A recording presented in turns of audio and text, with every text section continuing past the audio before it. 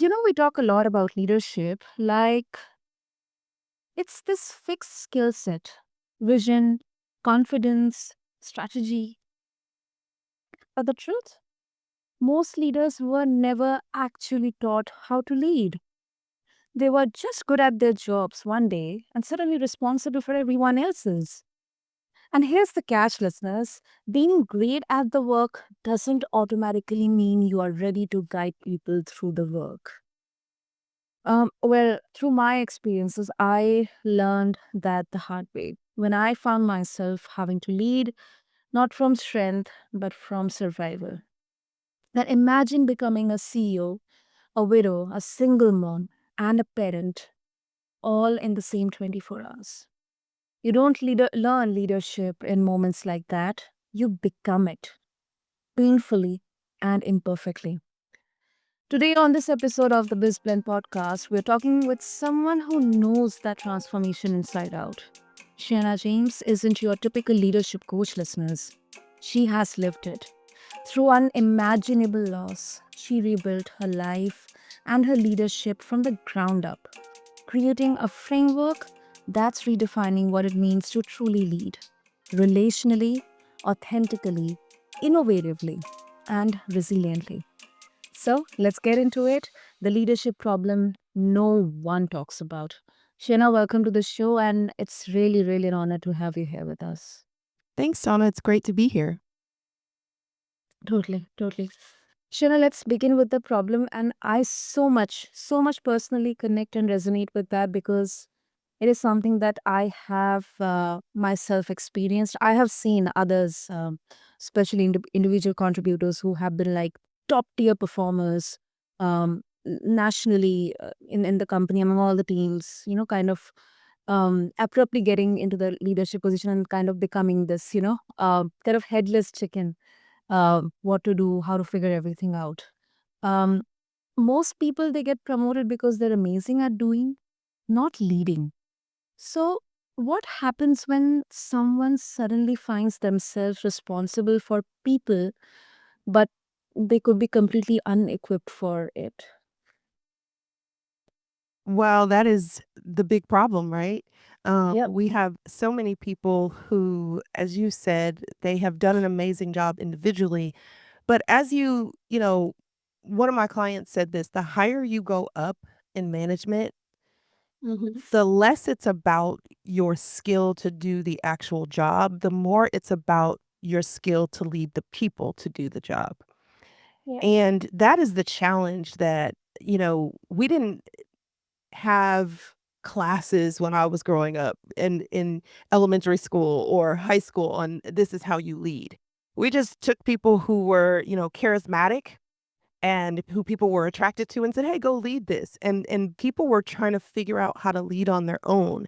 And so we've got a really broken system for developing leaders in that we think leadership is about charisma and it's about your individual contributions when really it's a skill that we have to start working on to develop or we're really going to Right. have a hard time.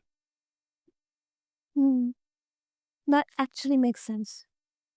That actually makes sense. But I would also like to, kind of play a devil's advocate here. That let's say, Shina, I'm, I may not be good at sales, but I'm responsible for leading a team of 100 people who are going to do the sales for the company. So if I do not know how effectively sales can be achieved or the target can be achieved, how can I make my team members achieve the same? Well, it's interesting because the old school of thought is you have to be able to do the job and do it well that you're trying to get other people to do. And I don't Mm. think that's necessarily the case. I think you have to be able to inspire and lead people well to get other people to do the job, whether you know it or not. There is a book out by Dan Sullivan. It's called Who Not How, and it changed my strategy on leadership so deeply because I would often think when a problem or project came up, how am I going to do this? How am I going to get this done? Instead of saying, who do I need to get to do this? So, real leadership, if I don't know anything about sales and I've got a team of sales people, it's Mm. about learning what are their talents, what are their gifts, where are their strong suits, and matching what they do well to the tasks that we need to get done and inspiring them to operate in their skill set. Instead of sitting back and trying to force them to do things our way, really allowing them to blossom in the way in which they are best at what they do. And that's what leadership is about. It's not commanding you to do something. It's inspiring you and motivating you and connecting with you to do what you're already gifted at or helping you to become better at it so you can do it well. That's very well said, Shina. Very well said. And I absolutely agree with that. Because as an individual contributor, you can be, so good with metrics and, doing everything individually. But I think when it comes to people, there are aspects which matter above the numbers and the data and everything. Absolutely. Super. Okay, now specifically when leaders are new and unsure, they often, hide it because it can be seen as this weakness or um rather, if I can frame it differently, vulnerability. It isn't exactly rewarded in business culture. How do you help leaders navigate this tension, between looking or pretending capable and actually learning?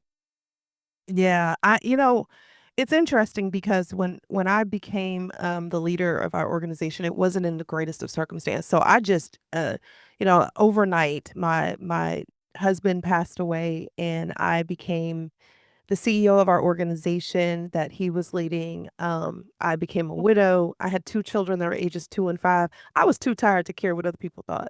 That's really what happened, Sana. I was like, we just got to get stuff done, and it that was actually a blessing and not a curse, right? Like, I stopped worrying about how people felt about me, and what ended up happening was I ended up learning how to operate in my authentic self, and Mm, I recognized that it's okay if everybody doesn't connect with every part of who I am authentically, as long as they know that we have a mission and that I care about them individually. I think having a connection where you care about a person who's on your team sort of gives you the emotional um, asset that you need when maybe your authenticity doesn't click with them.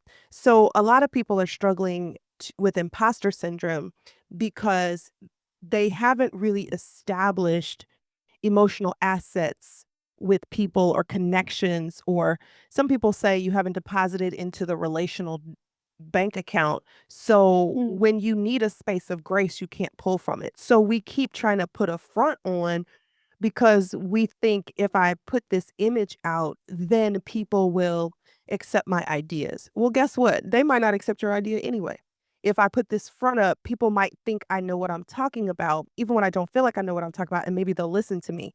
Well, even if you know what you're talking about, sometimes people don't listen to you. So you have to kind of let go of sort of these images in your mind of what's going to make people either move the needle or accept you, and just learn to be authentically who you are. Because if you can be who you are, what I've discovered in this day and time is people want truth. People do not want the fake fluff. They want, if I can't do this, if I don't know how to do something as a leader, I will tell you. Y'all, this ain't my wheelhouse. This is something I need your help on. If it's something that I'm unsure of, I don't answer questions I don't know the answers to. I don't know why we keep faking it. Like, don't do it. Just say, I'm not sure. Let me go back. Let me research this. Let me find an answer and I'll come back to you. People respect that more. And yeah, when they respect that, they follow you more, right? I'm more apt to follow you if I trust you. And I can't trust you if you're not authentically who you are. absolutely. Once again, I mean, first of all, Shana, oh my God, I don't know, but I think, in that particular situation, um, I think. the only focuses you have, it's kind of, the way it would kind of be a reaction that I have to make sure that the organization stays afloat, it doesn't break down. So I think it's a very difficult and very challenging place to be in, but I think there are a lot of lessons to learn from it. And secondly, I absolutely agree with you. As a leader, as a CEO, I may not have the answer to all the questions or solutions to all the problems, but I think that's exactly where people, your team members or board members or subject matter experts, they come for rescue. I may not know the answer, but I trust that you know it. So let's Absolutely. go forward and let's figure that out. Absolutely. Interesting, interesting. Also, Shana, you, I mean, if you could go back to, I think I don't know whether it's a difficult question, but if you could go back to that first 24 hours, when you became a CEO, a single mom, a widow, and a pastor, it's a life quake. If you could go back to those first 24 hours, what would you tell yourself about what real leadership would require? Well, it was I think the thing that you have to understand about my situation was I Mm. didn't see it coming. Yeah. I woke up that morning and I woke up to the sounds of giggling and laughter in my bed. And I looked over and my husband was playing with my 2-year old. And, they were like playing Eskimo kisses. And I just hear my son just laughing. And I remember my husband taking our kids to church and he was like, "You just rest, right?" And he was the pastor. So he's like, "I'm gonna take them. You just rest." And I laid there and so I just kept thinking to myself, wow, what an amazing life this is. I just am so grateful. I have a really wonderful husband, 2 amazing children that were 2 and 5, and I just thought, "Wow, this is just amazing." I felt so much peace, I felt joy, and then I got to church, and after I came out of service, my husband said, "I don't feel very well." I said, "Well, go in the back and take care of yourself, and I'll come check on you." And when I went in the back, I found him laying out, just completely unconscious on the ground. So we rushed and we called 911 and they came, they took him to the hospital. And when I arrived at the hospital, less than an hour after our service ended, the doctor said to me, he said, I'm sorry, Mrs. Hurd, but we've done all that we can do, but your husband's passed away. And I was just Yeah. gobsmacked. Like, what am I supposed to do? And that afternoon, actually, our board got together and they were like, "Hey, you've gotta carry this forward." And, in the back of my mind, I'm thinking, "Do y'all know I just lost my husband?" I have 2 kids, 2 and 5, who I have to lead them through this experience and their grief, leading myself through my own grief, leading our organization, our business, and then leading our church through that grief. And so it was like this massive weight of trying to handle all of that. And if I remember that night, that one thing that came to me that I wish I would have grabbed onto and held onto it a little bit longer and really ingested it was that night when I said, "Yes, I'll do this." And I just thought it was going to be temporary, but it's now been 17 years later. Wow. But that night, I wish I would have held on to, Mm, "You're gonna make mistakes." mm, And I knew it and I sensed it, but I kept saying, "No, not me. I've got this. I'm gonna do the best that I can. I'm gonna give it everything I got." And I thought that effort was what's gonna make it work out. And I realized I can give it my best effort and I'm still gonna make mistakes. I'm not perfect. No leader is perfect. And I think mm, we struggle because we're afraid to fail in our leadership. We're afraid to be innovative and try things in our leadership. We're afraid because we think that failure is going to happen. And I just look back and I realize there was no failure. I never failed. I made a lot of mistakes, but I didn't fail. What I did was I learned how to be better, how to do it better, how to say it better.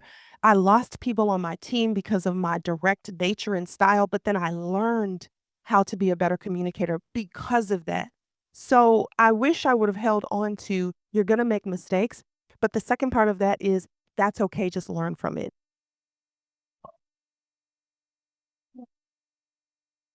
I think I think this that's the kind of lived truth that cannot be faked. And I think the most obvious part is that a leader is also human. And I don't know about the skeptics, who would say that no, you got to have to be very perfect and strong-willed and aggressive. But I think we are redefining leadership here. I mean, we have to also learn from our mistakes as a leader.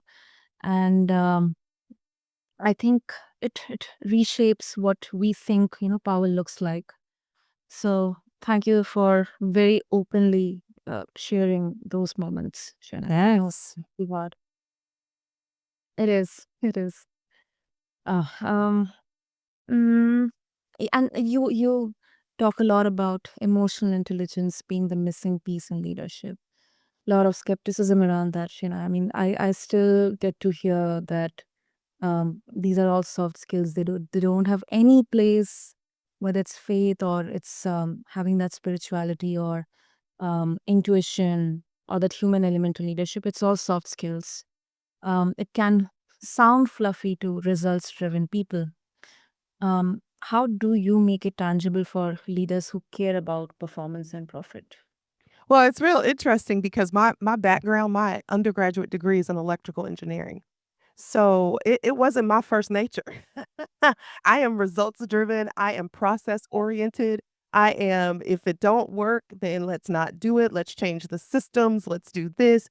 And so when I got into leadership, not only was I dealing with my own personal hurt and things like that, but I was dealing with my style is that way. It's systems, it's performance, it's numbers. And what I learned was everybody is not like me. Everybody doesn't think that way. As a matter of fact, I became a disc behavioral consultant because I began to study and learn that there are four major personality types, and mine was the one that was least common, meaning about only 3% of people had my personality type. And I just began to discover that 69% of people have the personality type where those feelings, those connections, those relationships are important to them, and they perform better because of the connections. And so what I began to discover is if I want to get people to run through a wall with me or for me, I better connect with them. I better show up and be present when they speak. I better make sure that they feel valued and supported because then I will get to results. So, if you're a results oriented person and a systems oriented person, the thing that you have not factored in is that the system that you need to get results is people. And the catch with the system of people is it's not one input gives you one output. It might be multiple types of input gives you the output you're looking for. And if you think about it from those terms, I've coached tons of engineers all over the world. And many of the things that I've discovered when I've coached them is that once we start to take this mindset off of making you think that emotional intelligence is some ethereal thing that, you just can't grasp, and we put it into terms of how you can grasp it, things like just helping people feel heard by looking them in their eye, by saying, I hear you, by taking a moment to just ask questions instead of just jumping into solutions, by checking on people. Those are simple systems you can do if you're a process oriented person that can produce the results of getting that person to be more on your side or working towards the goal that you want them to. Once you dial back, the science and the math side of results, and you factor in that people are a part of the equation to the results, I think it really transforms how people think about emotional intelligence. It's not some far out, woosah feeling thing. It really is if you treat people well, if you listen to people, if you hear them, if you learn to communicate, if you learn to connect, if you show up and you're present, it makes a difference in how people perform. Exactly. That's so very well put. And I think it's funny that we spend millions training leaders to communicate better, but I think there's still a huge gap in terms of how they're not given their exposure to feel better.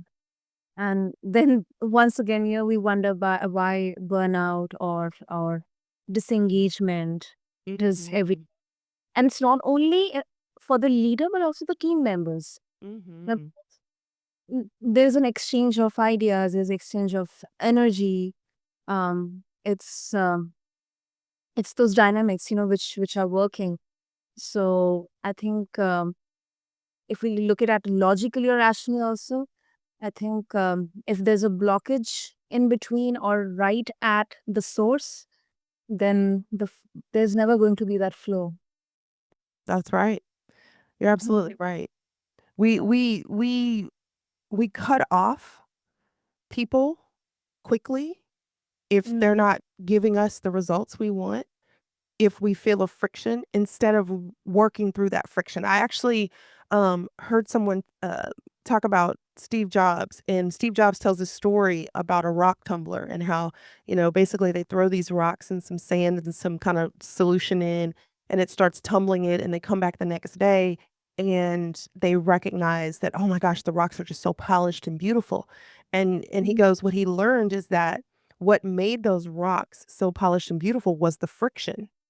And a lot of times in our teams and on our culture of work, we don't like friction. We avoid friction so much, but we don't understand that the friction of the ideas, the friction of how we communicate, the friction of, how we approach the task is all good in making it a much stronger and a much better product on the outside. So I teach, the class that is most requested from me is navigating workplace conflict. I mean, between that and communications, the 2 biggest yeah, classes.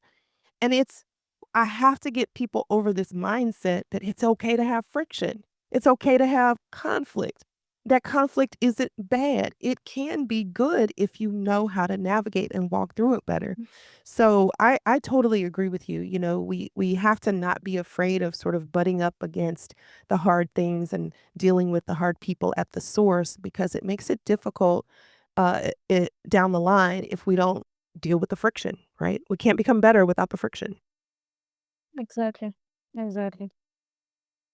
Ah, superb. And before we conclude, Shena, if you could redesign the way organizations promote and prepare leaders, I'm personally very, very interested to know the answer from you. But if you could redesign the way all this promotion and the preparation for leaders work, what would you change first? I I would start with developing leaders when you see potential before they become a leader. Um, in other words, don't wait till you promote someone to have a team of people to say, it's time for me to start developing you. I really hope that people will start identifying people who are maybe, and I would say leadership skills are a bad term to say to identify because some people have it naturally, some people develop it, but maybe Mm, people that you see are really, really great at what they do, or maybe they have mm, influence, or maybe, they have some aspect that would help your team move forward. Instead of waiting and going, "Oh, okay, we've got a new job opening for a manager and you're a perfect fit." How about we start training them and educating them on the skills? And the skills that I think they need are my RARE framework, which is a proprietary framework where we talk about how leaders need to be relational. So we need to teach relational skills. We need to teach them it's okay to be authentic, which is the A.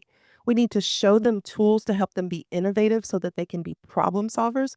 And then we need to teach them to be resilient so that when crisis or situations come, they know how to handle it. If we can train people in those areas before they become leaders, then it will excel their groups, their teams, their organizations when they actually do become managers and leaders. Mm. And I think especially the relational one is so, so essential because other day I was having another episode and conversation on emotional intelligence. Um, Something that I got to know is it's not only just the emotional intelligence or EQ, it's also about the relational intelligence. That it's not Mhm. that, I am empathizing with you, but at the same time, if I feel or I believe that this is something to correct or there's some kind of a difficult conversation to be done, or maybe it's a discussion on accountability, Yeah. ownership, I think I will be very frank because I do not want to sugarcoat or, fluff it. What is A, I will keep it A. What is B, I will keep it B. Yeah. Go here and there and beat around the bush. Yeah, that's what, people who don't mind confrontation do, but you have a large group of people who hate confrontation, so that just Mm. freaks them out, and that's what I teach people. I teach people how to know what is going to land with the person you're talking to. It's not necessarily about your style, it's about what style is gonna get us to the result, and it might be different for different people. If just a simple Mhm. thing, and I know we are coming to the end of this episode, if there's any one simple little takeaway, there are certain words that trigger people, and you don't even think that triggers them. Like, "We need to talk." You know, if you're a direct person, "We need to talk" feels great. Like, "Let's go." But if you're a person who hates conflict, you are stressing.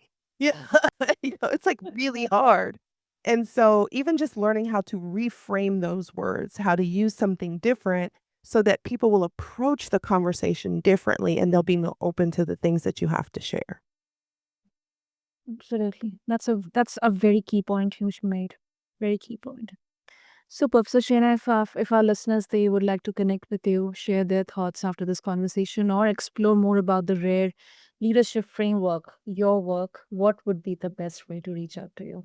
Yeah, you can reach me, at rare, RAIR, leader.com. That's rareleader.com, or my name, Shayna James Consulting.com. Either way, you can find out more. And for your guest, you know, I want to help them with their leadership. So I actually have a free toolkit for leaders that they can get if they go to either of those sites as well, just to help them with some simple tools to lead better. Super, super. Listeners, you can find all these details in the show notes, which will be there attached along with this episode on whichever platform you listen to your podcast to. And I think, um, first of all, I would love to say that Shayna's story it reminds us that leadership doesn't have to be perfect to be powerful. It just has to be real. And maybe that's the point, listeners. Like great leaders, they aren't born or built overnight. They are shaped, tested, and softened until what's left is someone who can truly, truly lead from the inside out. So, Sheena, thank you so, so much for very candidly, very, very beautifully putting up your thoughts, your journey, and your insights. Well, thank you, Sana, for having me. Absolutely. And to all the listeners, thank you so much for tuning into BizBlend. If you are listening and questioning whether you are ready to lead or not, maybe you already are. You just haven't realized it yet. Until then, this is your host, Sana, signing off. Thank you.